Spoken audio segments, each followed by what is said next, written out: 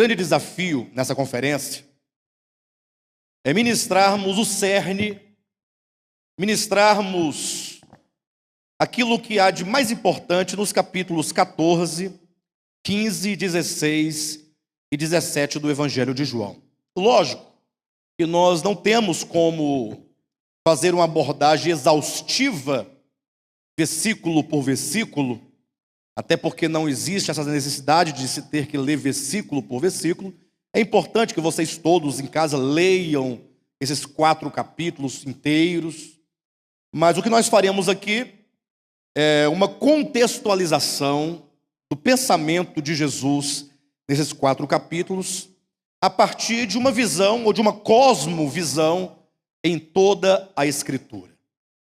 Eu costumo dizer que esses 4 capítulos de João, eles possuem uma importância tremenda, não somente no Evangelho de João, mas em toda a Bíblia.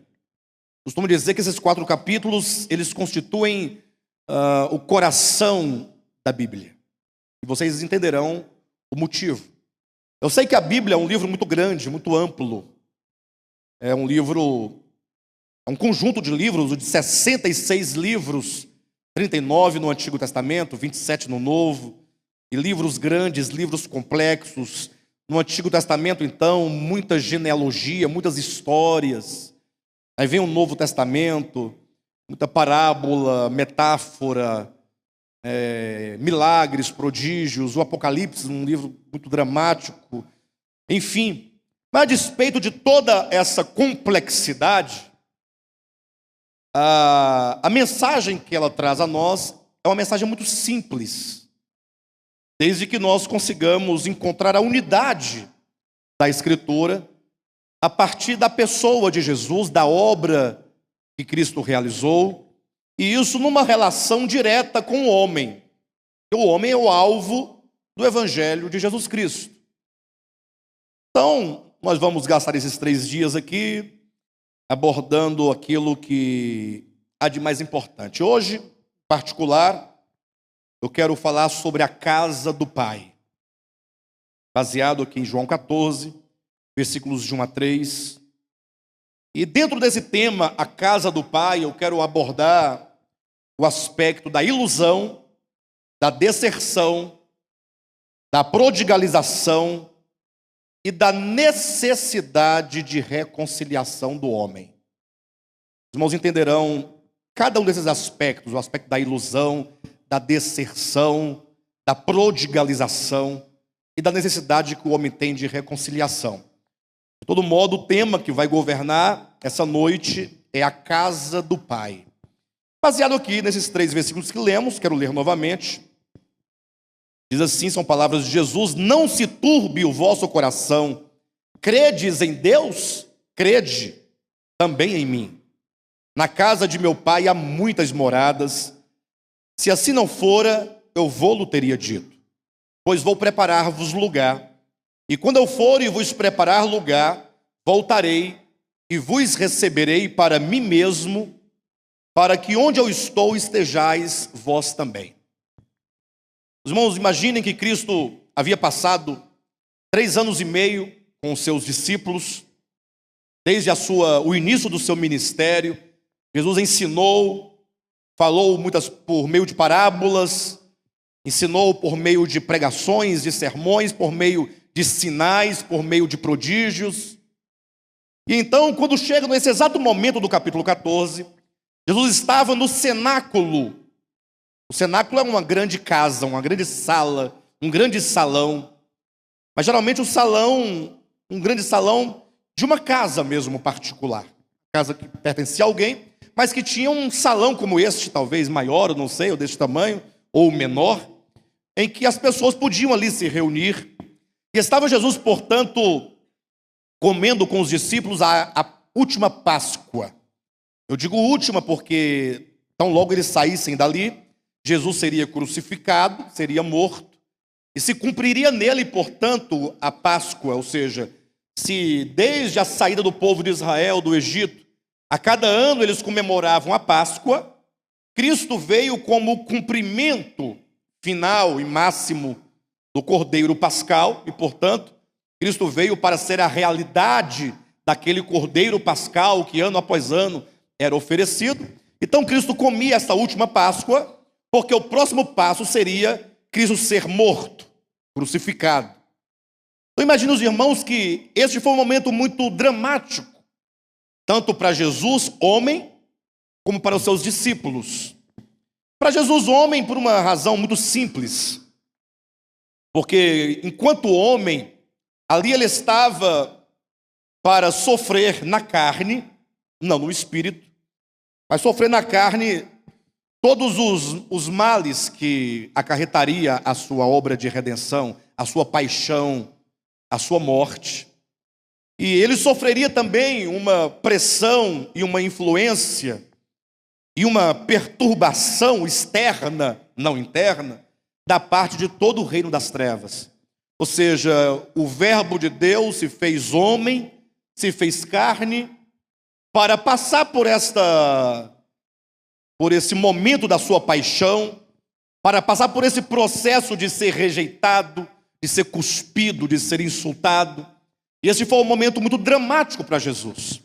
Então, nós sabemos, e o próprio Jesus diz aqui em João capítulo 13, e também no livro de Lucas, também no livro de Mateus, sobretudo, ele diz: olha, a minha alma está profundamente angustiada até a hora da morte. Quando Cristo diz essas palavras, começa um problema no coração e na mente dos discípulos. E aqui está o início desse capítulo 14, quando Cristo diz: não se turbe o vosso coração. Imaginem vocês que os discípulos, eles quando creram em Cristo, quando há 3 anos e meio antes desse momento, eles largaram tudo, largaram suas vidas, largaram seus trabalhos, seus ofícios, largaram famílias, largaram seus objetivos, seus sonhos, seus planos, e se puseram a seguir a Jesus de Nazaré, crendo ser ele o Messias. E o início foi muito bom, foi muito maravilhoso. Todo início é muito bom, todo início é muito maravilhoso, né? Difícil é terminar. E todo término, todo final, ou quando amadurece, as coisas não são tão boas assim, embora se tenha maior maturidade, um emocional mais preparado para suportar as tribulações. Mas o fato de todo começo é muito maravilhoso, sobretudo porque Jesus começou transformando água em vinho numa festa de casamento. Logo ele curou um paralítico, depois curou um cego, curou um leproso e começou a ressuscitar mortos. Então os discípulos ficaram empolgados, como quem pensavam ou diziam assim: olha que maravilha, e o Messias prometido chegou, e aqui nós estamos com o Messias e agora ele vai instaurar o reino de Israel. A grande expectativa do povo hebreu, e era uma expectativa um tanto equivocada, porque embora conste nas escrituras alguma coisa parecida com isso, mas há também a escritura dos hebreus falando acerca da morte do Messias. Os hebreus, eles pensavam o quê? Que viria um Messias, instauraria um reino político, um homem super poderoso, que iria dominar sobre todas as nações da terra, e que então o povo de Israel seria o povo de Deus, o eleito de Deus, a partir de quem o cetro de Deus haveria de impor ordem a todas as nações. Eles tinham uma expectativa meramente política. Eles não tinham uma perspectiva ou uma visão de redenção, de pecado, de morte.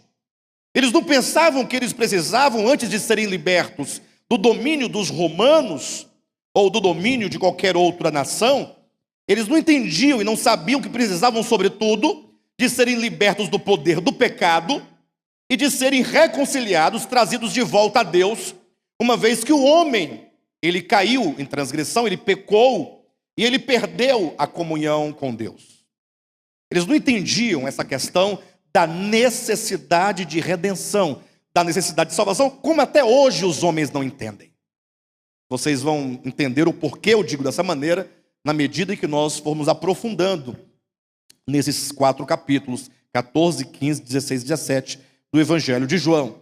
Então eles tinham essa expectativa. Então quando eles viram Cristo ressuscitando os mortos, eles ficavam felizes, porque o povo começava a reconhecer em Jesus alguém que tinha o poder. E a multidão crescia. E Jesus multiplicava os pães e os peixes. Quando Cristo então entrou em Jerusalém montado no jumento, pensa como o povo se alegrou. Diz a Bíblia que eles tiravam suas vestes e estendiam no chão para que Cristo passasse ali, numa entrada triunfal, a entrada de um rei. E o povo queria aclamá-lo rei naquele momento, porque pensavam, chegou o momento do reino ser instaurado. E essa questão era tão grande que a mãe de Tiago e João chegou a pedir para Jesus: Senhor, no teu reino, quando tu entrares, por instaurado o reino, permita que os meus 2 filhos queridos, o João e o Tiago, se assentem um à tua direita e o outro à tua esquerda. Ó, que maravilha! São os 2 lugares de grande prestígio. À sua direita, o mais... quem tivesse mais prestígio, maior prestígio, maior honra, e à sua esquerda também era um lugar de honra, afinal, é ao lado de Cristo. Só que eles não compreendiam o reino de Deus. Eles tinham uma ideia material do reino de Deus. Eles pensavam do reino de Deus como hoje a maioria das pessoas pensam. Que Jesus vai vir nas nuvens do céu, rasgando o céu, com anjo, trombeta, espada. Parou todo mundo. Agora quem manda aqui sou eu. Parou, não quero mais boate. Nada de cervejinha. Viu? Como é que é o nome dela? Janaína. Nada de Cozumel. Certo? Nada de... Mas pastor Moisés, nada de lambada. Nada de... Como é que é? Que se fala? Nada de casa de reboco, não é que fala? Não dizia já o... Casa de reboco, vocês não sabem o que é casa de reboco? Vocês não conhecem a música do Luiz Gonzaga? Casa de reboco, forró. Eu estou lá na tradição da Paraíba, Pernambuco. Né? Aí pensa que Cristo vai vir e vai instaurar um reino. Isso porque a Bíblia usa os termos trono, cetro. O que faz todo sentido numa leitura superficial da Escritura. E agora quem não seguia ele, taca o cetro na cabeça. Quieta, rapaz, eu mando. Ora, se fosse para fazer isso, eu já teria feito há muito tempo. Para que tanto sangue derramado, tanta destruição, tanta miséria, tanta desgraça, se ele, por fim, usará a força para conter o pecado, conter o mal, conter a rebelião? Então imagine vocês que essa era a expectativa dos hebreus, do povo judeu. Chegou o Messias, ele vai reinar. Eles não tinham ideia do que é o reino de Deus. Eles não tinham ideia do que é o pecado, não tinham ideia da obra de redenção. Eles não sabiam, como até hoje muitos de nós não sabemos, que o reino de Deus se instaura no coração, na mente, porque fora do homem tudo está em ordem. Todo o problema da criação está no homem, não está em Deus, nem nos animais, no cachorro, no macaco, no cavalo, na vaca. Eles estão quietinhos, eles não pecam, eles não se rebelam, eles não transgridem, eles não matam, não roubam, não estupram. Está tudo certo. Onde está o problema do nosso planetinha? Está dentro de mim. Jesus já falava isso. Mateus capítulo 15, Marcos capítulo 7, Mateus capítulo 15. São 2 lugares que ele fala, olha, nada que está fora do homem pode contaminá-lo. O problema é aquilo que está dentro do homem. Bem, os hebreus não tinham esse entendimento. Esperavam, portanto, um reino do modo como os crentes hoje esperam. Uma vinda de Cristo com uma intervenção pela força, pela violência, pela tirania, pelo brado, o povo ficar com medo, aquele brado como de voz de muitas águas. Né? Pastor, mas não está escrito isso na Bíblia? Não está escrito. A questão é que a Bíblia é um livro pedagógico.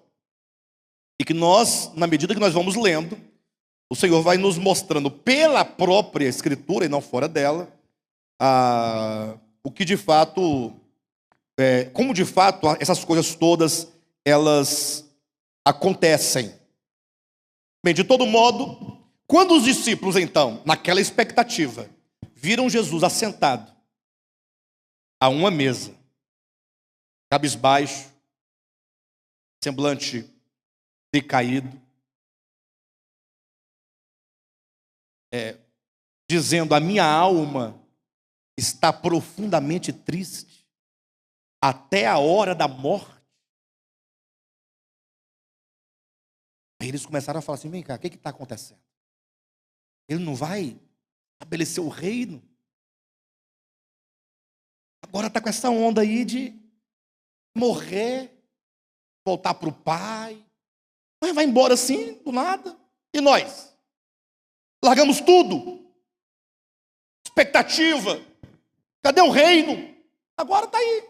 Minha alma está profundamente triste até agora. Que coisa mais, desculpa, esfarrapada é essa? Faz um auê, convoca todo mundo, multidões. Agora minha alma está profundamente triste até a hora da morte. Aí os discípulos começaram a ficar desconfiados dele. Mas não era uma mera desconfiança. Os discípulos, eles amavam a Jesus Cristo. Não somente pelo tempo em que estiveram com Cristo, mas por obra de Deus, do Espírito Santo. Eles amavam. E eles talvez não sabiam entender esse paradoxo entre a fé instaurada pelo Espírito Santo, mas que tem esse aspecto humano. Vocês já passaram por isso?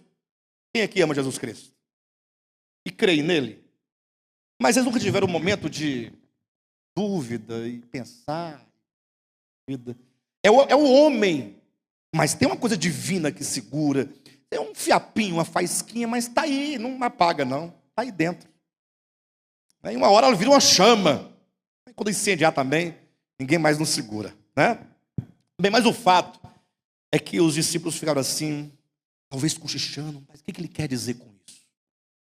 Tanto é que se vocês lerem o capítulo 16 de João, em vários momentos os discípulos conversam entre si, perguntando assim: o que ele quer dizer com isso? Um pouco mais e não me vereis, e um pouco mais e ver-me-eis, vou para o Pai. O que ele quer dizer com essas palavras? Nós não estamos entendendo o que ele está dizendo.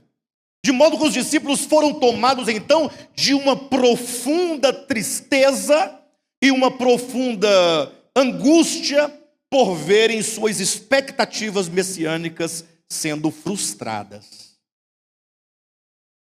Então é quando Cristo olha para eles e percebe que todo aquele momento da paixão de Cristo, que começava aqui, exatamente, recaía sobre os discípulos que não compreendiam a verdade de Deus, que não compreendiam a obra de Deus na pessoa de Cristo.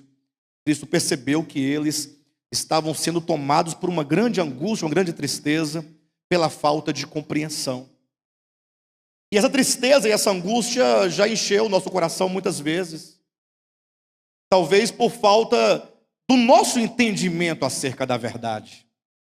Quantas vezes você não orou a Deus, não pediu a Deus, não clamou a Deus, e você ficou na expectativa de uma resposta, para ver se descia um anjo, uma visão, se uma luz se ligava, e nem que piscasse para dizer: eu estou aqui. E nada.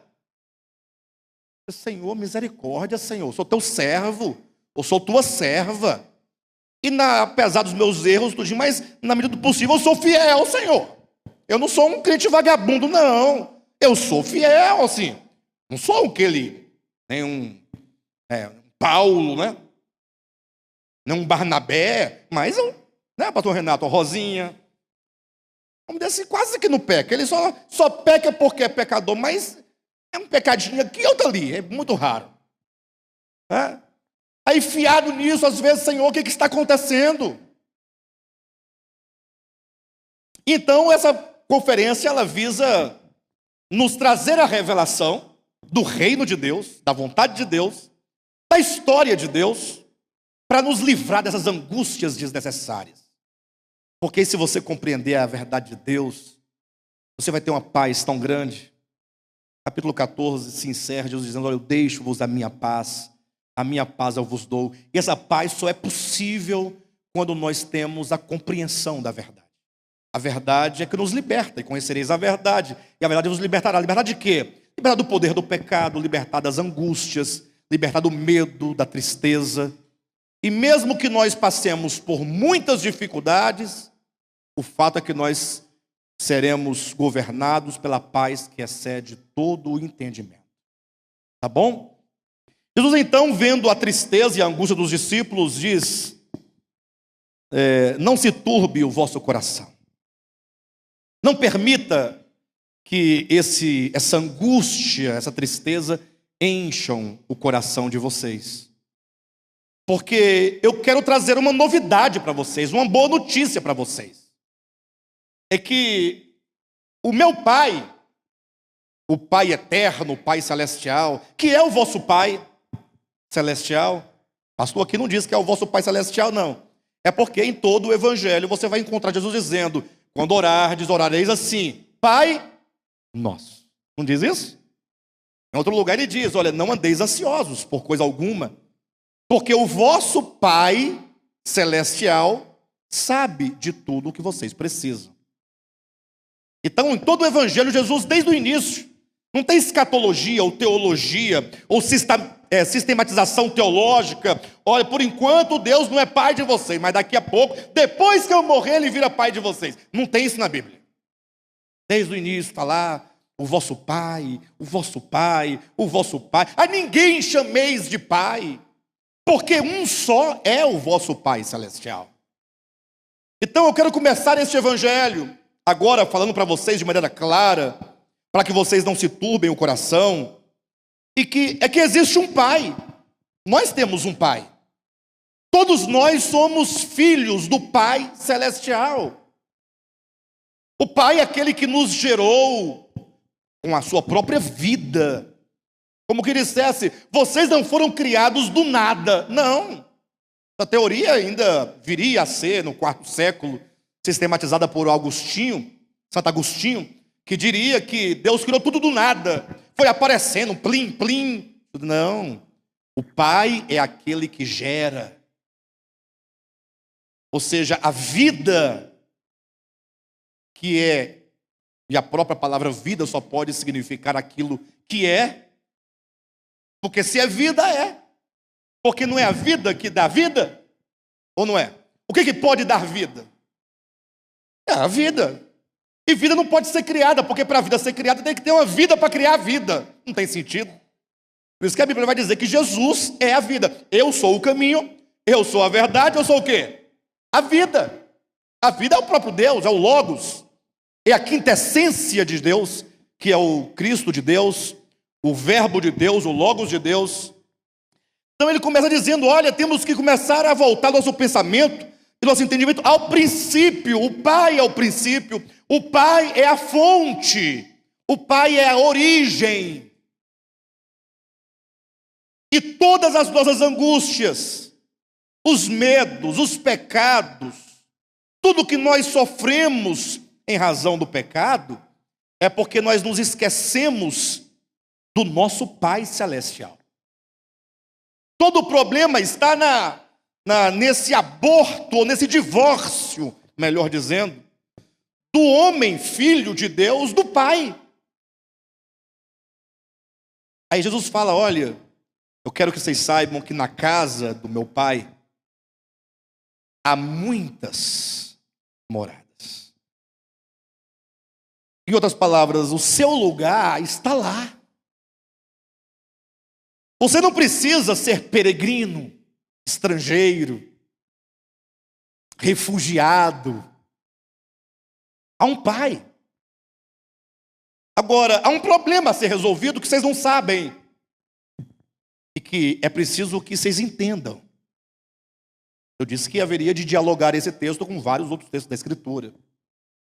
E, portanto, Jesus, quando começa a dizer sobre a casa do Pai, ele fala sobre a necessidade e o seu desejo, inclusive, de preparar um lugar para cada um de nós na casa do Pai. Ora, se ele quer preparar um lugar para nós na casa do Pai, há algumas situações a serem percebidas. Primeiro, é que hoje nós estamos destituídos da casa do Pai. E segundo, que não se pode voltar à casa do Pai simplesmente não voltar sem redenção.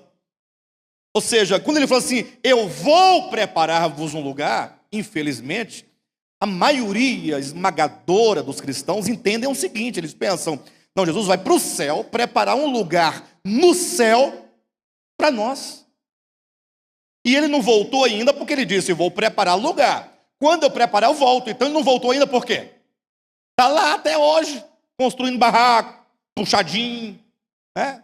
Quarto, pensão. Não acaba de construir essas casas, gente, no céu. Ora, mas ele é o Criador, ele traz tudo à existência. Para ele, um dia como 1000 anos como um dia, isso não tem nenhuma diferença para ele. Como é que ele está demorando tanto porque está construindo esse puxadinho? Não. O problema é que nós entendemos equivocadamente o Evangelho, porque usa-se de muitas metáforas, e metáforas com um sentido profundo, mas que requer uma contextualização em realidade, a partir do todo da Escritura. E para nós entendermos, então, a casa do Pai, o lugar na casa do Pai, e o fato de Cristo preparar esse lugar para nós, porque Ele quer que nós estejamos onde Ele se encontra, para que onde eu estou estejais vós também. Isso nos leva, ou nos lembra, a parábola do filho pródigo. E eu quero falar para os irmãos, eu vou falar da parábola do filho pródigo hoje, e vou falar amanhã também. Só que hoje eu vou falar o início da parábola, e amanhã, não, hoje eu vou falar o início e o fim. Amanhã eu falo o miolo, o meio, tá bom? Então, guarda aí, porque você, pastor, você está pulando uma parte. É porque essa parte do meio não será interessante amanhã. Hoje eu quero falar o começo e o final. Mas Jesus, querendo ensinar esta verdade sobre o Pai, sobre a casa do Pai, sobre os filhos, ele começa uma parábola em Lucas capítulo 15, a partir do versículo 11. E ele diz assim, olha, um pai tinha 2 filhos. Mas Deus só tem 2 filhos mesmo? Não, calma, é uma parábola. E na parábola coube 2 filhos, porque Deus quer ilustrar 2 tipos de pessoas. Talvez você faça parte da pessoa representada pelo primeiro filho, o filho mais moço da parábola. Mais moço, ele aparece primeiro na parábola, embora seja o segundo, né? Ele é o mais moço, é o segundo filho. Mas na ordem da parábola, ele é o que se manifesta primeiro. Ou talvez você se identifique com o segundo filho.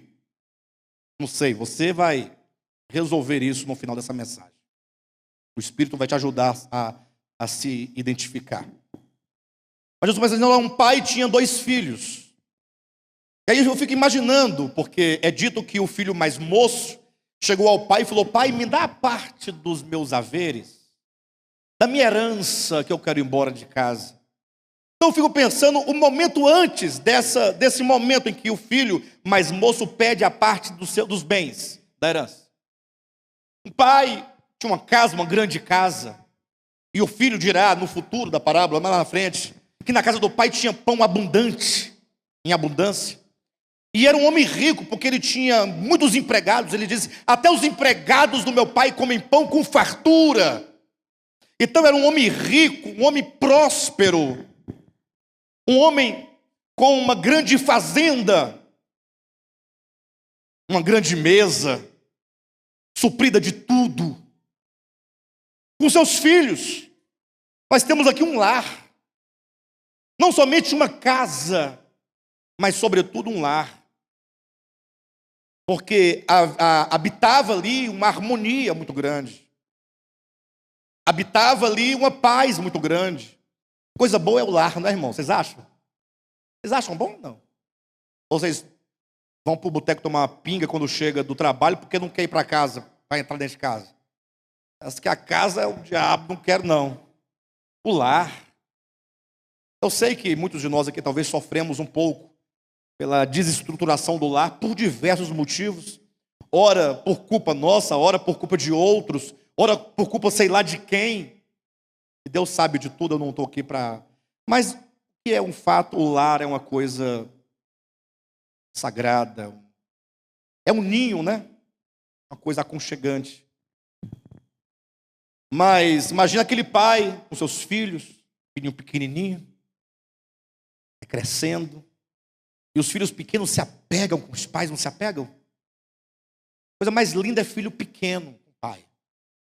Mas depois que vai crescendo, vai ficando um mocinho, ficando um rapazinho, mocinha, eles vão parando de abraçar os pais, sim ou não? Talvez não seja uma coisa má, não seja uma maldade, mas o próprio crescimento gera um esfriamento das relações. O filho tem vergonha de beijar o pai na frente dos amigos já grandinhos. Se o pai chega na escola e abraça o filho, pega no colo, ele não quer. O pai, calma aí, pai. Estou grande. Ele liga. Pai, você pode me buscar, mas fica longe. Não vai lá na escola, não. Na sala, me chamando na porta. Eles ficam envergonhados. Não é verdade? Então, aquele lar maravilhoso. E os filhos crescendo, 4 aninhos, 5 aninhos, 6, 7, 8. Daqui a pouco aquela criancinha que não tinha nenhum entendimento no início, começa a ter discernimento da vida. E vai começando a perceber as coisas. Daqui a pouco ele começa a achar que ele tem força, começa a ver, está nascendo aqui um negocinho. Vai olhar para o corpo, nascendo um cabelinho na perna aqui. Um aqui, vai se sentindo homem. Já começa a andar assim já, dentro de casa. Só o esqueleto, mas ele acha que ele é poderoso. Ele começa a sentir alguma coisa. Daqui a pouco já começa a achar que o pai está chato. Ô pai. E as ordens da casa, porque as ordens da casa só visam bem, mais nada. A proteção.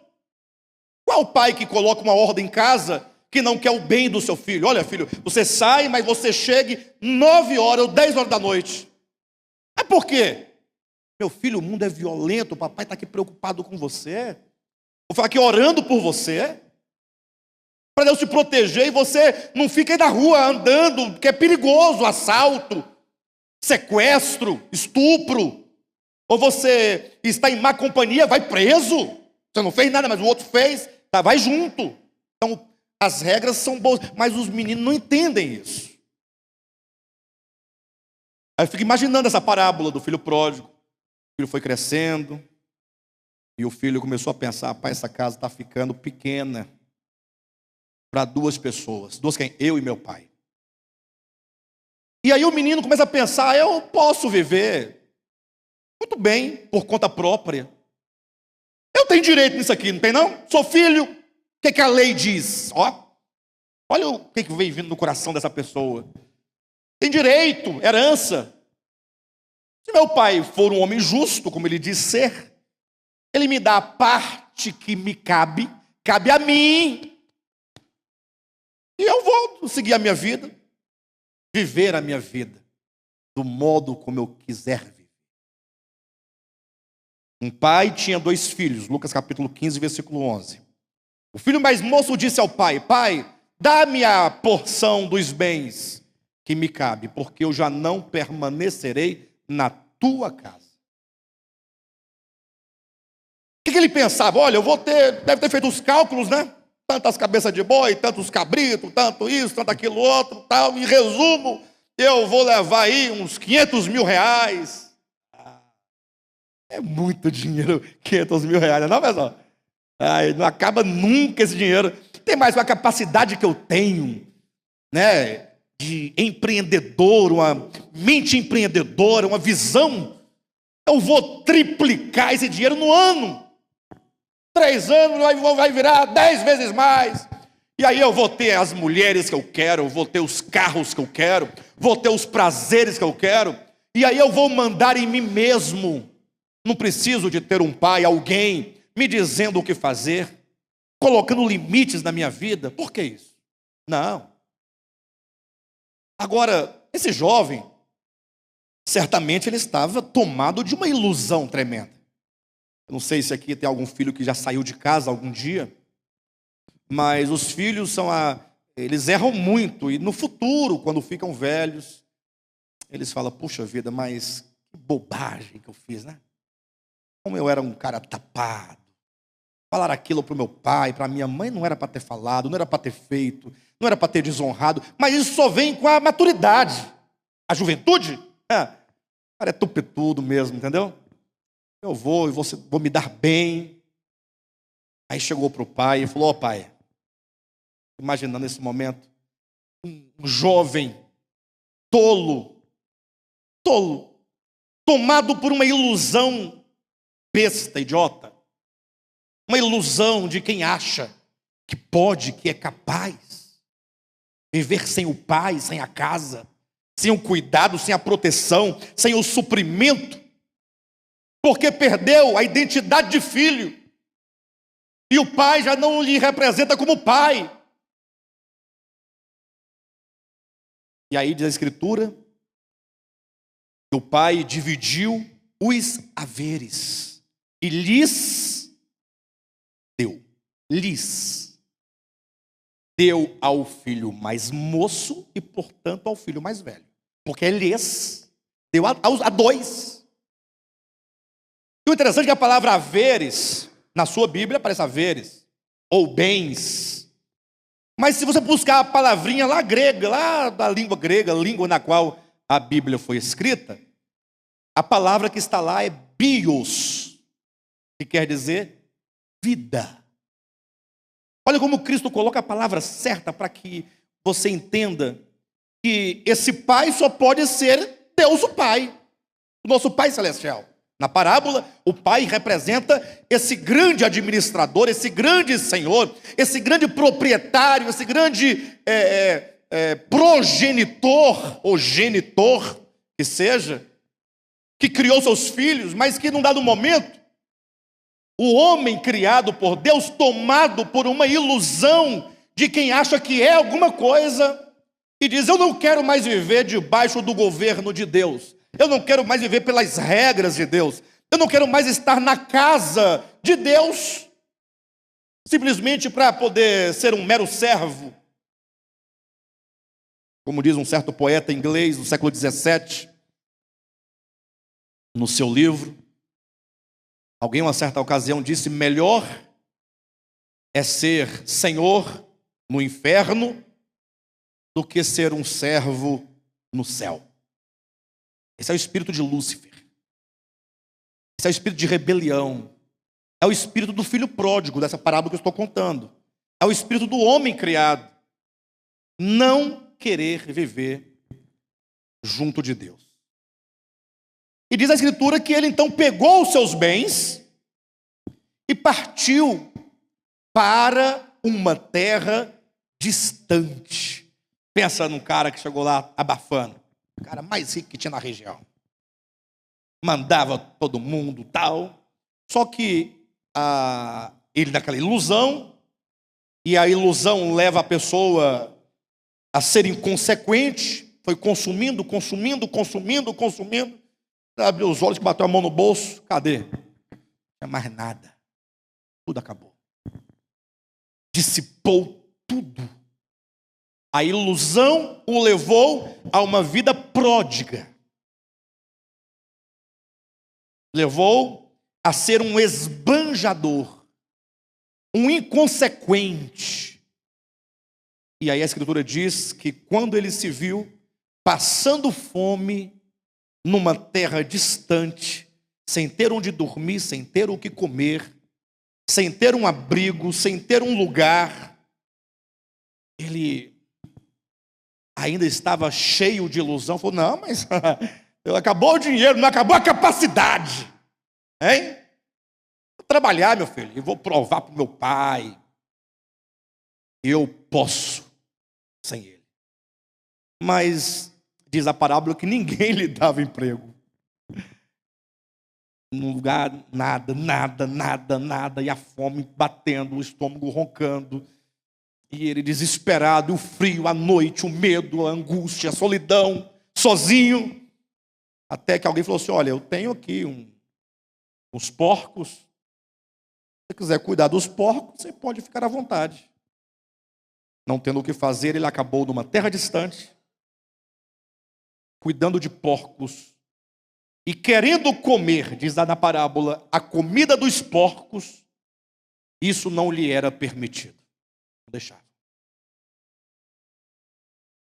Mas tudo isso, Jesus conta para falar acerca do homem.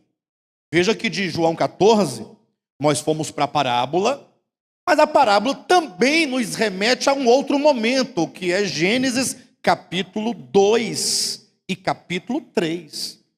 Porque é lá em que nós vemos a criação do homem, relatada na Escritura, e como que Deus plantou no Éden um jardim. A palavra Éden quer dizer desfrute, prazer. O jardim do Éden, o jardim do prazer, o jardim da satisfação.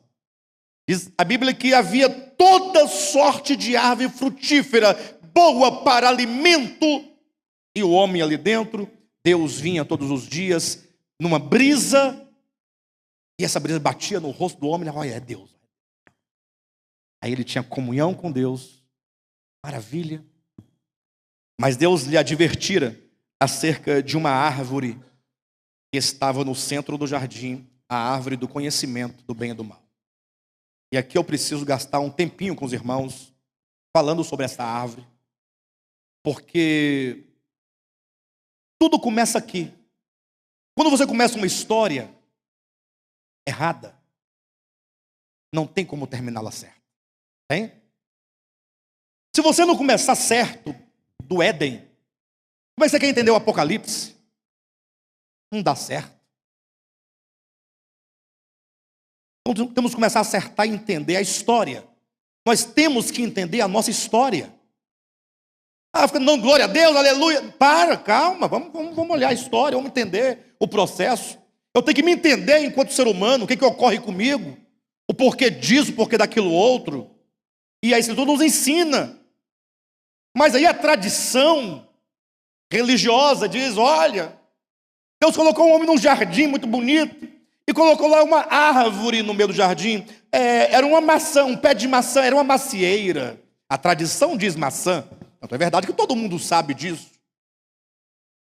Lógico que o mais sabido, mais inteligente, fez lá um curso de teologia, ficou mais inteligente, falou, não, pastor, você está enganado. A tradição diz que é maçã, porém nós teólogos, nós sabemos que não era maçã. E era o quê? Também não sabemos o que era. Nós sabemos que era uma fruta. Qual? Não temos como saber. Não sabemos, sabe por quê? Aí você fica, por quê? Porque a Bíblia não diz. Descoberta. 4 anos de teologia para descobrir isso. Não diz. Mas e o que diz? Não, diz que era uma árvore e tinha fruto. Portanto, nós teólogos não discutimos se era maçã, pera, jaca, melancia, uva. Não importa, o que importa é que Deus, querendo colocar à prova a obediência do homem, colocou lá no meio do jardim uma árvore. Diz, olha, filho, você pode comer de tudo que você quiser, trepar nas árvores, comer, derrubar, tudo é seu. Agora, esta aqui, por gentileza, não toque, não. Ou melhor, desta árvore ou deste fruto não comerás. Porque se tu comeres desse fruto, você terá me desobedecido, então vai ficar inviável, né? Como é que nós podemos nos relacionar se você me desobedece? Não é assim que nós aprendemos ou não? E que Deus então deu uma saidinha. Não entendo como é que Deus pode sair de um lugar, mas tudo bem. Deu uma saidinha, ficou lá só Adão e Eva, Adão tonto. Isso é, como diz a tradição, as mensagens que a gente ouve por aí. O homem estava lá um dia cochilando, dormiu até mais tarde, Eva acordou mais cedo, estava lá, andando no jardim. Aí olhou para aquela árvore, de longe ela ouviu assim, ó.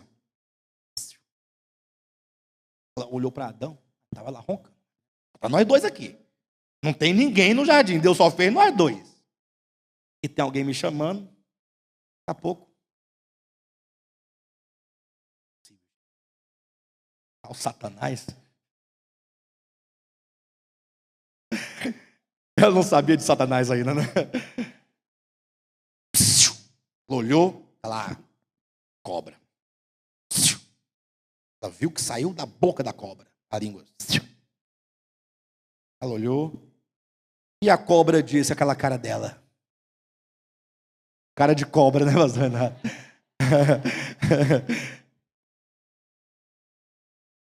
Não foi assim que Deus disse. Não comerás de tal, e começou o diálogo. Isso aí é o que está registrado em Gênesis, desse modo. A mulher se aproximou, achou interessante, uma cobra falante. E de modo, então, que começou o diálogo ali entre a serpente e a mulher, e papo vai, papo vem.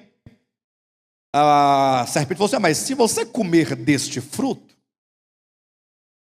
você poderá ser como Deus. A mulher tentada, curiosa como até hoje é, tomou o fruto e deu uma mordida. Gostei. Vou levar para o meu marido. O marido, acorda, pai. Morde aqui. Morde, não pergunta. Ele mordeu, pronto. Aí imediatamente viram que estavam nus, os dois, sabe? Providenciaram uma folha para se vestir, se cobrir. E daí para frente a desgraça começou.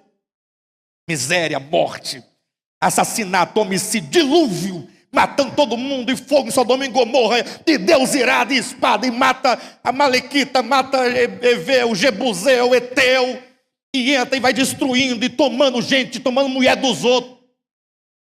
E vai, pensa num sangue que foi derramado no Antigo Testamento, uma violência, uma coisa danada. Essa é a história que nos contaram. Mas está na Bíblia. Eu sei, na Bíblia tem muita coisa. Inclusive coisas que você não concorda. A Bíblia sempre vai ter muita coisa que você e todo mundo não concorda. Porque aquilo com que você concorda, outro não concorda. Aquilo que o outro concorda, você não concorda. Cada um tem o seu bojo de versículos. E que miséria é esses tais de conceitos de versículos isolados. Por meio de versículos isolados, você faz uma miséria de destruição de vidas, de famílias, de pessoas. Você mata a pessoa em nome de Deus. Você tem fundamento, está escrito. O próprio diabo não usou o está escrito para tentar levar Cristo a pecar? Por qual motivo? Porque ele sabe que o texto isolado, ele não diz muita coisa. Um texto isolado sempre vai dizer o que você quiser que ele diga. E está aí os evangélicos para provar isso. Quando eles estão passando por uma tribulação, um problema, eles vão lá na Bíblia e fecham assim, aí coloca a unha no lugar. O que Deus vai falar agora aí? Aí lê o versículo pode dizer o que quiser. Ele sempre vai entender o que ele quer entender. Toda a vida.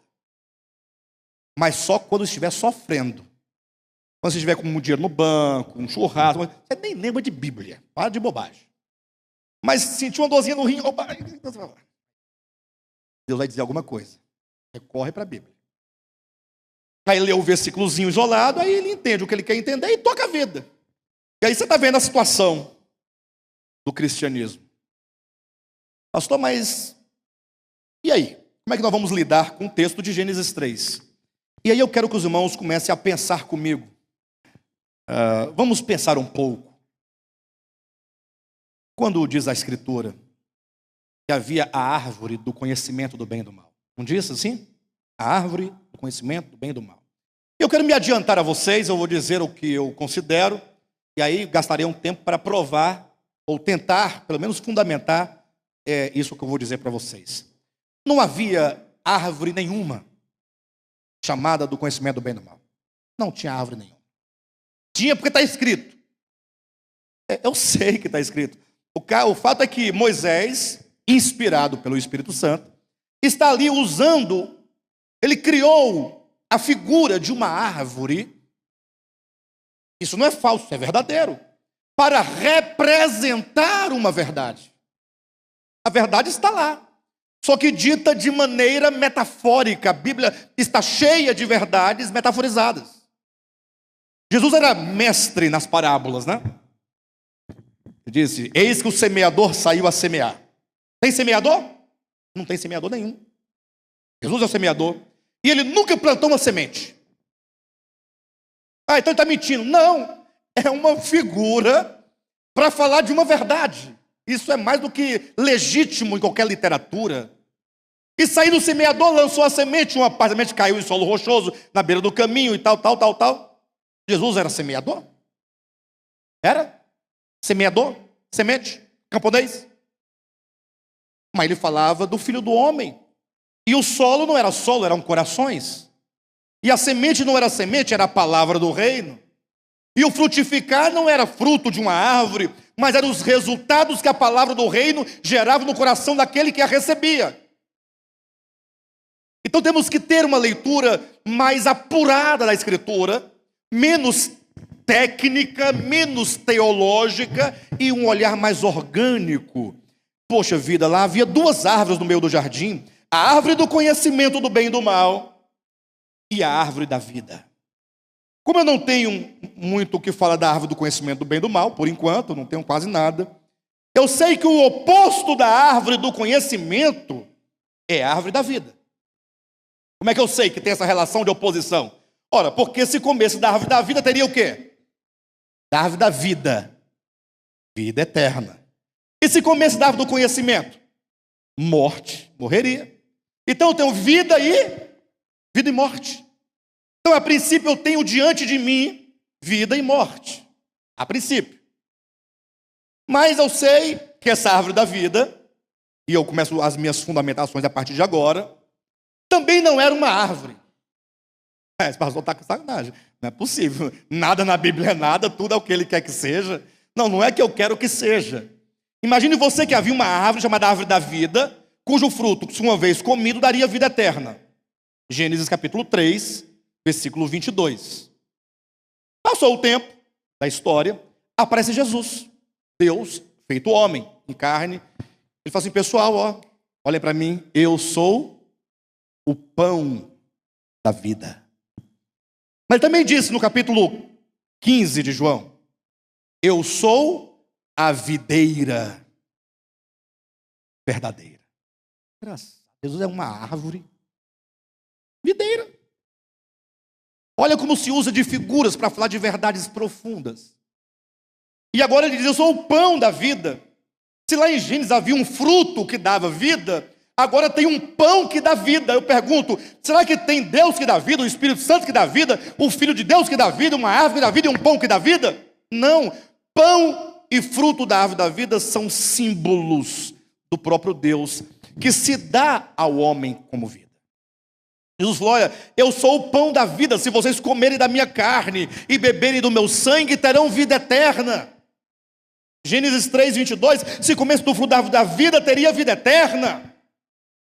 Então aquela árvore é um símbolo do próprio Deus em Cristo, na pessoa de Jesus, disponível ao homem. Jesus fala assim, olha, João capítulo 6, versículo 56, ele fala: assim como o Pai que vive, preste atenção nessa palavra, assim como o Pai que vive. O Pai, fala pessoal, assim como o Pai vive. Gente, o Pai vive. Uma ebulição de vida constante, vida plena, vida em movimento, vida dinâmica, vida em abundância. Deus é a própria vida. Assim como o Pai que vive me enviou, atenção, e eu igualmente vivo pelo Pai. Eu vivo pelo Pai. Há uma dependência ou não há dependência? Se eu vivo pelo Pai, e o Pai vive por quem?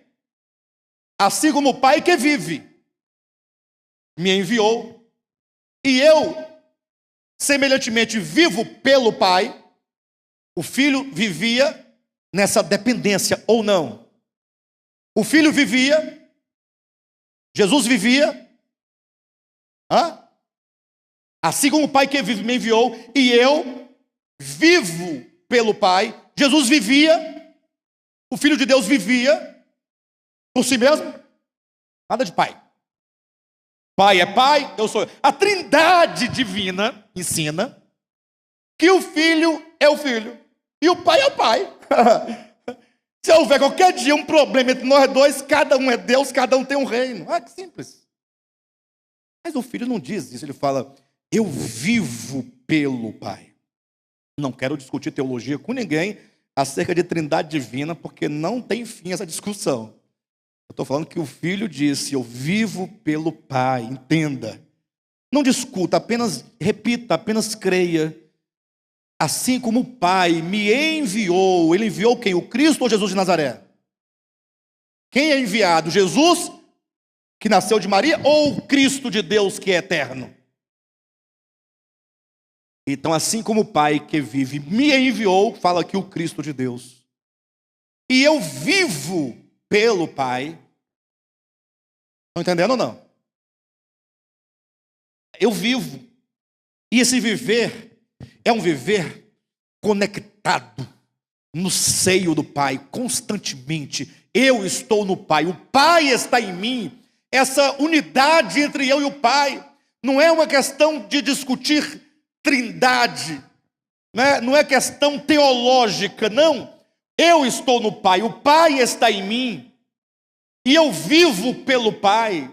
Isso é uma relação de dependência, de comunhão, de laços, de amor. Aí vamos pegar o texto para falar sobre trindade, discutir, debater unicismo, trinitarianismo. Aí vem aquele tanto de teorias, módulos e módulos sendo escritos. Gente que escreve mais de 1000 páginas, 2000 páginas, só sobre a trindade, para debater e definir coisas que o homem não pode definir. A partir de um texto que é tão simples. Assim como o Pai que vive. O Pai vive. Coloque isso no seu coração. O Pai vive. Ele é a vida. Agora, eu não vou entrar nos méritos. Eu vivo pelo Pai. Te dói ouvir isso? Ele está dizendo, eu vivo pelo Pai. E eu e o Pai somos um. Mas não é um. Substância, unidade. Aí vem a teologia de novo. Criar um problema. Substância, consubstancial. Como é aquele nome da teologia? Você lembra, Alain? Eles falam sobre a pessoa de Cristo, a persona de Cristo. São os nomes, são tantos nomes que eu já me desinteressei por esses nomes teológicos todos, então eu não guardo mais essas coisas. Mas então, não, eu e o Pai somos um. Pastor, mas para mim aqui é trindade, porque o Pai é o Filho, o Filho. Não, mas não pode ser eu e o Pai somos um ser trindade, porque ele fala assim como o Pai, eu e o Pai somos um, e o Pai está em mim e eu no Pai, que vocês estejam em nós.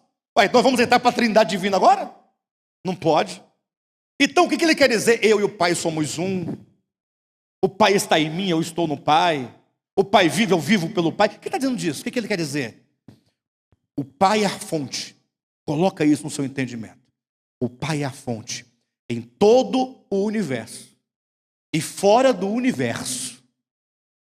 Dentre todas as existências e fora de qualquer existência, só existe uma única e exclusiva fonte. Só tem um Pai.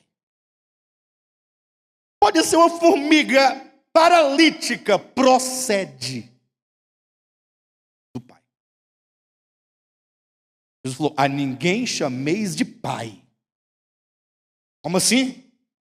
Porque só um é o vosso Pai, só tem uma fonte. Assim como o Pai que vive me enviou, e eu vivo pelo Pai, ele continua. Agora, quem de vocês aí, se alimentar de mim, por mim, viverá.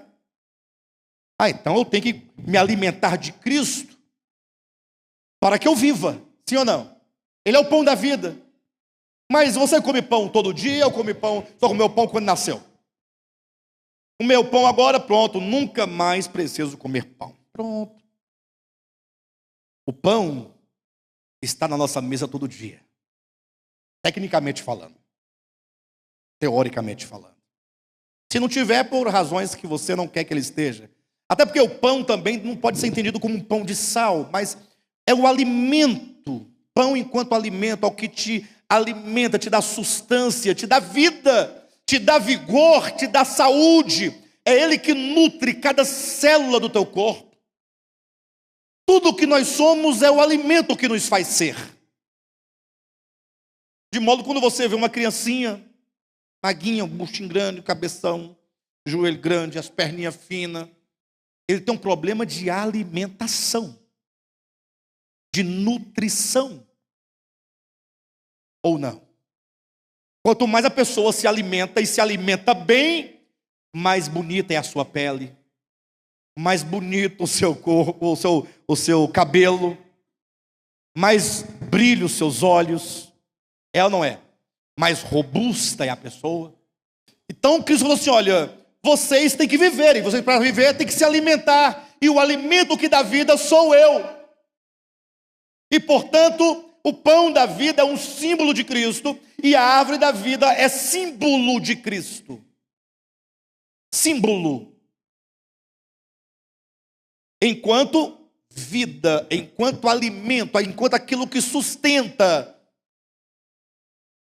E o alimento é aquilo de que nós dependemos.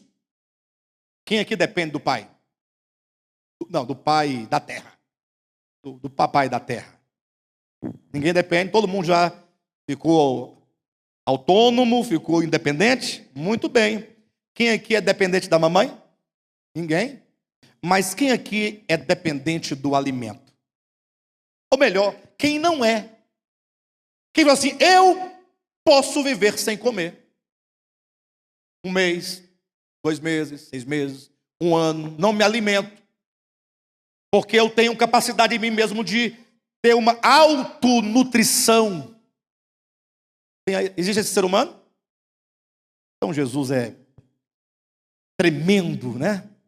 Eu sou o pão, o alimento que dá vida. Ou vocês comem de mim para ter vida, ou morrerão. Em outras palavras, vocês são dependentes de mim. Dependem de mim. Quando o homem foi criado, colocado no Éden, voltemos lá às metáforas de Moisés, o homem deveria viver pela vida, pela árvore da vida, pelo pão da vida. Dependente. O problema é que antes da árvore da vida tinha uma outra árvore, chamada árvore do conhecimento do bem e do mal. E é aqui onde as coisas acontecem. Se a árvore do conhecimento, a árvore da vida, é alimento que dá vida, que gera essa dependência, a árvore do conhecimento é o oposto. Você imagine que antes da árvore do conhecimento, ou melhor, antes do homem, entre aspas, comer da árvore do conhecimento, ele não tinha conhecimento, ou tinha? O que dava ao homem a árvore do conhecimento do bem e do mal? Se ele comesse, ele teria o quê? O conhecimento do bem e do mal. Tanto é que depois que Moisés diz na metáfora que o homem comeu do fruto, diz em seguida que Deus falou: o homem se tornou como um de nós, conhecedor do bem e do mal. O que implica que antes da árvore, o homem não conhecia o bem e o mal.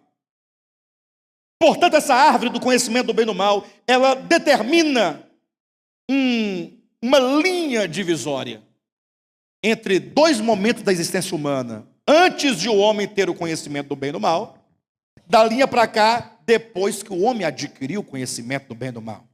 Mas não adquiriu adquirindo. Ocorre que Deus já criou o homem com a potencialidade de conhecer o bem e o mal. O homem foi criado potencialmente conhecedor do bem e do mal. Não em atualidade. Eu explico. Uma semente, ou melhor, uma árvore, um grande pé de carvalho. Para quem não conhece carvalho, um grande pé de manga.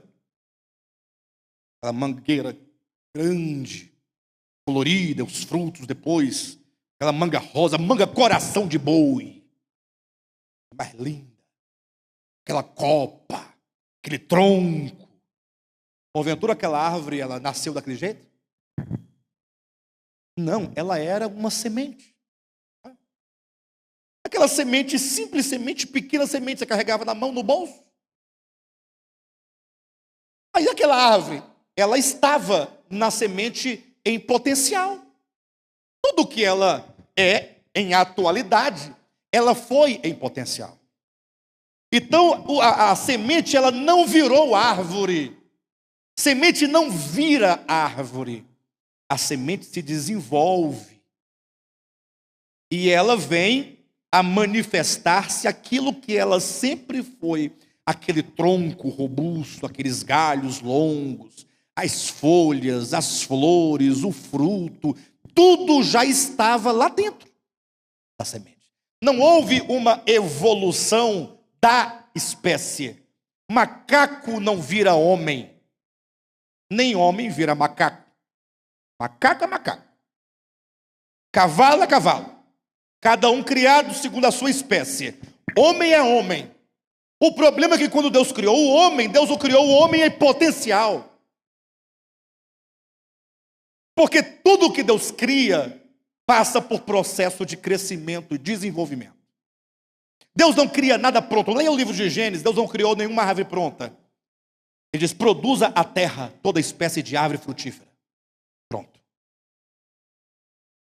Cadê as árvores? Está na terra. Daqui a pouco você vai ver um galinho saindo. Vai. Ou não está? Gente, pensa num jardim já pronto, tudo criado, né? Não. Tudo foi crescendo. Uma criança não nasce grande, ela começa com um embrião, fecundação, espermatozoide, mas o óvulo fecunda, e ali vira um embrião, e aí começa o processo. Um dia, uma semana, 2 semanas, 30 semanas, 40 semanas, nasce o bebê, e não nasce pronto, ele nasce formado no seu corpo, mas todas as suas faculdades, sejam elas físicas, espirituais ou psicológicas, ainda haverão de se desenvolver ao longo da sua vida. Tudo é progressivo, tudo começa em potencial e se desenvolve. A criança ao nascer, ela não sabe falar, não sabe ver, não é que ela não vê, se ela vê um tanto embaçado, mas ela, ainda que não visse, ela não sabe ver, não sabe olhar, discernir. Ela nasce num estado de inconsciência, ou não? E aí ela vai, pouco a pouco, até que ela começa a ter um momento de discernimento. Ela começa a entender algumas coisas, e sua mente vai se desenvolvendo até que ela venha a discernir o bem e o mal. Pensa na dificuldade de uma mãe para ensinar para uma criança de 2 anos ou 3 anos que não pode colocar a mão no forno quente. Filhinha, quente, quente, queima. Queima, ó, queima a mão, queima, colocar, queima, dói. Você fica olhando, não entende nada. Daqui a pouco lá vai a criança de novo. Minha filha, você não está me ouvindo? Queima, mão, dói, fogo, mata, perigo. E assim, não entende, não discerne. Ou discerne? Queima uma vez, se brincar, vai de novo. Mas as faculdades ela vai vendo, temperatura alta, opa, não é legal. Ela vai discernindo, não é? Até que vira vocês. Tudo. Cobra criada. Malandro. Hein, mano? Pastor Renato.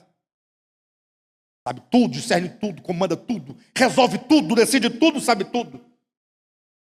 Assim foi o homem criado. Deus criou o homem potencial, ou potencialmente intelectual, não em atualidade. Entenda isso. Pastor, mas que o homem não tinha o discernimento das coisas, não tinha essa capacidade intelectiva do discernimento, do saber? Lógico que não. Pastor, você pode me provar? Mas é lógico. Se ele só teria isso quando comesse da árvore do conhecimento, do bem e do mal, antes de comer, não tinha o conhecimento do bem e do mal. Quem não tem o conhecimento do bem e do mal, não discerne entre o bem e o mal, entre a luz e as trevas, entre o certo e o errado. Ele não tinha essa capacidade. Estava lá o homem, vivendo pelo seu instinto natural, infantil, a infância da humanidade. Mas, num certo momento, ele teria que passar por essa linha transitória, pela árvore do conhecimento do bem e do mal, ou não? Tinha. Se Deus o criou para isso. Pastor, não posso acreditar no que você fala, porque na minha Bíblia diz que Deus proibiu o homem de comer desse fruto. Calma, é porque a sua leitura ainda é muito rápida, muito rasa.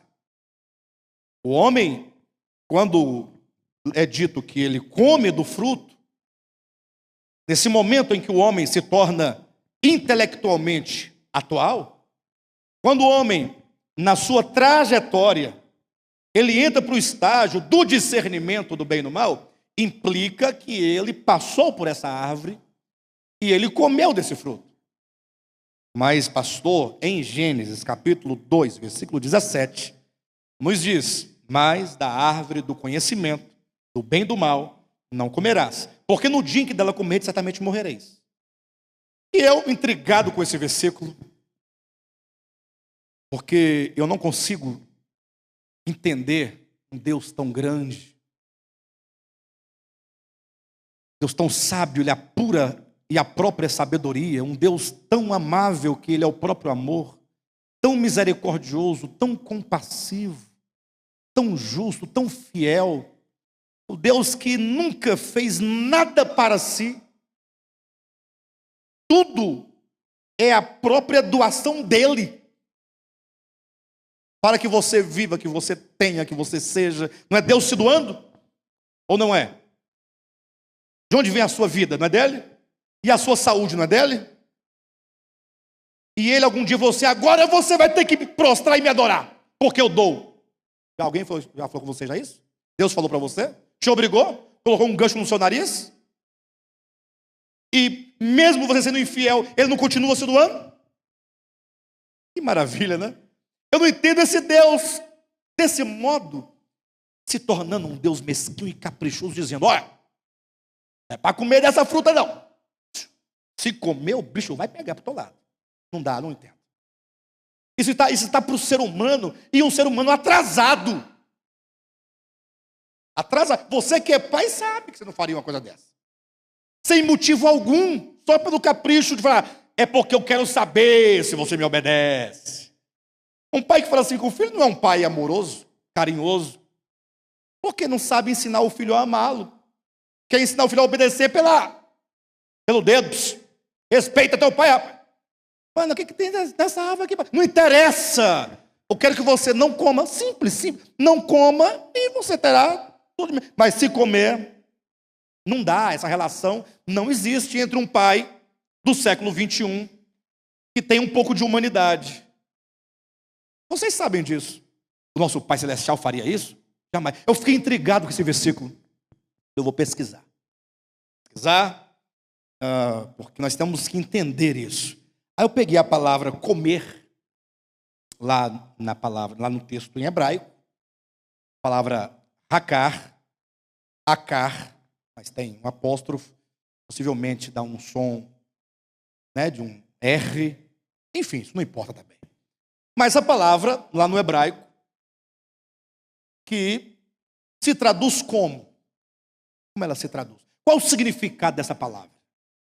Aí, tem uma gama de significado, muito significado.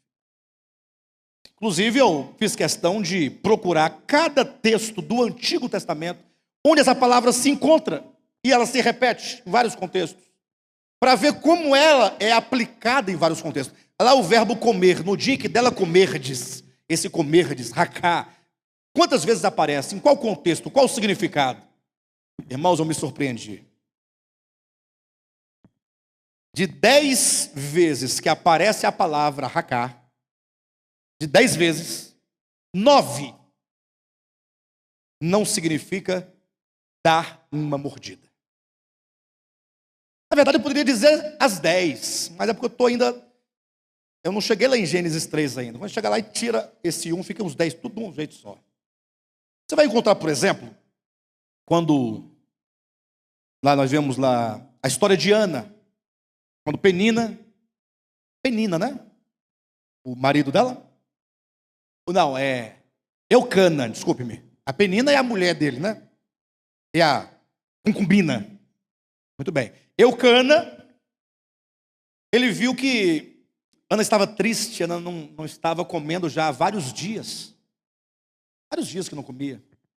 Em razão do problema que ela tinha e que ela queria muito ter um filho, não tinha filho, e Deus não dava um filho, e ela era desprezada por Penina, a sua concorrente. O seu marido também ficava assim meio amarelo com ela, porque ela não dava filho para ele, e ela angustiada, e não estava comendo.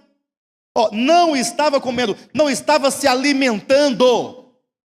E nesse contexto chega o Cana e fala assim: Ana, por que você não está comendo? Ou não está se alimentando. Ele não perguntou, por que você não comeu aquele pão? Ou, não é, porque não está comendo, não está se alimentando. Essa palavra comer lá é a mesma palavra de Gênesis 3. Peraí, se é a mesma palavra, então eu pergunto, será que ela também não pode, essa palavra, significar lá em Gênesis a mesma coisa? Ou seja, será que Deus não está proibindo o homem de tomar da árvore do conhecimento como seu alimento cotidiano? Ou seja, Deus falou assim, olha, homem, no dia em que você chegar a ser atualmente intelectual, quando te vieres o discernimento do bem e do mal, você não deverá viver por meio do teu conhecimento. Você vai ter o conhecimento do bem e do mal, mas deverás usar o conhecimento do bem e do mal, o conhecimento de maneira plena, o conhecer, a capacidade de conhecer, do discernir, para você então buscar a vida eterna. Porque a vida eterna é esta, que te conheçam, a ti. Conhecimento não é ruim. Por que conhecimento é ruim se a vida eterna consiste em conhecer a Deus? E para eu conhecê-lo eu não posso ser uma vaca. Uma vaca nunca vai poder conhecer a Deus. Pode levar diante do trono de Deus, vai ficar lá. Não sai disso.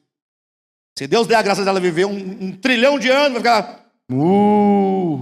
Não tem a capacidade de conhecer a Deus. O homem sim.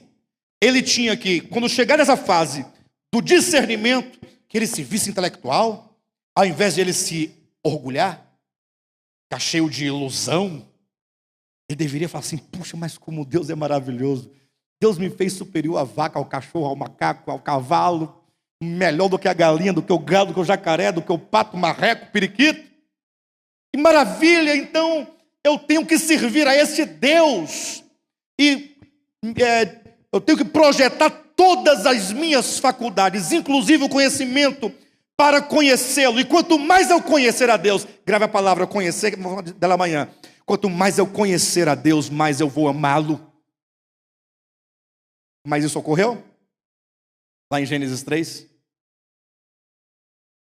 O que aconteceu lá em Gênesis 3? Quando o homem discerniu entre o bem e o mal. E somente agora ele poderia pecar. Porque sem conhecer o bem ou o mal, como ele pode pecar? Tem jeito, tem? Ele tornou-se conhecedor do bem e do mal, olhou para Deus, Pai, olhou para si. Neste momento ele já era um rapazinho, no sentido da palavra. Já passou pelo processo da infância. Aquele filho que olhando, falou, será que vale a pena viver na casa do Pai? Mas não é uma casa física, não é o céu, não é a terra. Não é... Essa casa é esse ambiente, é essa relação afetiva, essa relação de autoridade e submissão, sim. De autoridade e obediência, sim, é meu Pai. Cuida de mim. E eu, por amor, obedecerei. Cristo vai ensinar isso no capítulo 15 de João. Se me amardes, guardareis os meus mandamentos, assim como eu tenho guardado os mandamentos do meu Pai. E no seu amor permaneço. Obediência e amor a Deus estão intimamente relacionados. E nós não damos conta de obedecer a Deus porque não o amamos. E não o amamos não é porque somos maus, é porque não o conhecemos. Mas eu amo a Deus. É complicada essa questão, porque nós muito mais temos medo dele do que amamos. Medo da morte, medo de ir para o inferno, medo de perder o emprego, medo de ficar doente. Aí dizemos, nós amamos a Deus. Deus amamos. Calma. Nós vamos amá-lo sim, na medida e na proporção em que o conhecermos. Mas quando bate a ilusão, o homem lá do Éden, representado pelo filho pródigo, da parábola de Cristo, fala, eu tenho conhecimento, eu posso viver por mim mesmo. É onde se cumpre literalmente na história humana. Eu quero a parte dos meus bens que me cabe. Viverei por conta própria, viverei por mim mesmo. Não quero viver na comunhão com o Pai, na submissão do Pai. Não quero viver pelo Pai, eu não quero viver por Ele. Ele diz que é a fonte, mas eu me sinto um homem, eu me sinto capacitado. Eu posso ter a minha vida, o meu viver. Aí o homem decide viver por si. Passou e ele não comeu da fruta? Não. o comer da fruta, que é dito lá que não deveria comer, a proibição consiste, ou a advertência consiste: homem, você não deve viver por meio de si mesmo, isto é, por meio do conhecimento do bem e do mal. Viva pela árvore da vida. Use a sua capacidade intelectiva de conhecimento para conhecer a Deus, para buscar a Deus, servir a Deus. Não, ele não quer a Deus. Ele tomou o seu próprio caminho, partiu para uma terra distante. Isso também é simbólico. Partiu para longe de Deus. O que fez Caim, conforme Gênesis capítulo 4, versículo 26. Afastou-se ou apartou-se Caim da presença de Deus e foi morar numa terra distante, chamada Nod. Olha aí. Retirou-se Caim da presença de Deus. Olha. Viver por si mesmo. Foi construir uma civilização sem Deus. Para si mesmo. Construiu logo uma cidade.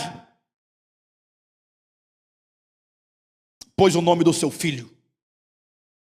Deixar aqui registrado na história, a prole, dá um segmento humano, eu, pai, Enoque, não o que foi arrebatado, o outro. Vamos dar o segmento. Daqui a pouco a linhagem de Caim, um inventou os instrumentos musicais. Porque quando o homem não tem Deus, ele começa a criar muitas coisas para preencher a sua vida, para dar sentido à sua vida, para dar subsistência à sua vida. É a industrialização, ou a indústria de tudo que o homem precisa, para que ele possa dizer, não preciso de Deus. O outro foi criar gado, o outro foi fazer tendas. A genealogia de Caim era de pessoas que faziam muitas coisas. Uma civilização sem Deus. Diferentemente, a genealogia de Sete, é dito que quando Sete gerou um filho, pôs o nome de Enos. Enos quer dizer fraco, frágil, mortal. Nasceu em Enos ou de Enos esse sentimento, esse entendimento, esse discernimento. Gente, o homem é fraco, o homem é frágil, o homem é mortal. O homem não pode viver sozinho por si mesmo, como Caim, que retirou-se da presença de Deus. Não, o homem depende de Deus. Aí diz o texto bíblico: nasceu-lhe, pois, um filho chamado Enos. Daí, quando nasce Enos, quando nasce esse sentimento de dependência, esse reconhecimento, sou fraco, sou frágil, sou mortal, daí se começou a invocar o nome do Senhor. Duas linhagens, para representar esses dois entendimentos, essas duas consciências. Mas não quero falar dessa outra situação, eu quero... agora eu ia entrar num aspecto prático, eu ia falar sobre o ateísmo prático. Ia entrar na nossa experiência, ia sair lá do filho pródigo, lá de Adão, para falar de você e de mim. E eu falarei, portanto, amanhã.